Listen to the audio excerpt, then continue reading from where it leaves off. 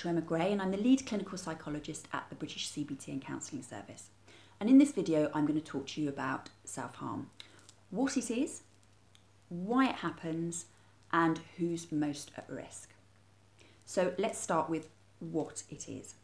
So self-harm is a discrete episode where we intentionally harm ourselves when we're very distressed. And that harm leads to a reduction in the distress that we're feeling. People harm themselves in a variety of ways, through cutting, burning, hitting themselves, and sometimes even poisoning themselves. When people are self-harming, they find it very difficult to tell anybody about it. And often, if they are able to tell someone, those people find it quite difficult to listen or to understand. It can trigger quite strong responses in other people. It can make them feel very anxious or very angry.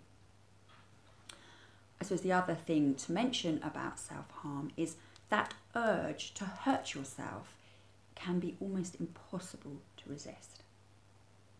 So moving on to why it happens. Basically, self-harm is either a way of coping with distress or communicating that distress to other people. You know, and other people might sometimes quite cruelly say, oh, they're just doing it because they're attention seeking.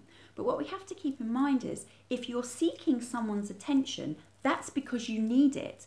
And maybe you don't have another way of letting people know that you need help.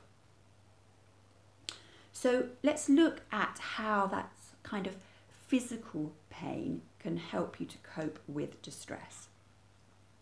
So sometimes physical pain can feel more bearable than an emotional pain. It can provide a bit of a release from the emotional pain or a distraction.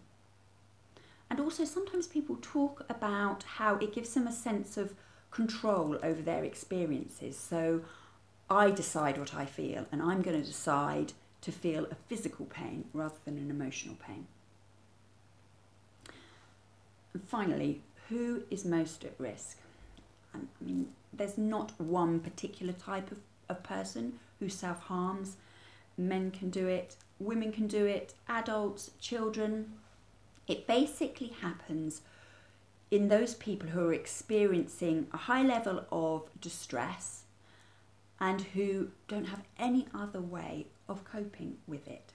So in children, it might be a response to bullying. It could be in response to exam stress. It can be when you're struggling with your sexual orientation. Either there's some confusion there or other people are struggling to accept that. It can be money worries, it can be relationship worries. It's more likely to happen if you're under the influence of drugs and alcohol, because then you become more disinhibited. And it's particularly common in people with eating disorders, so bulimia nervosa, anorexia nervosa, binge eating disorder.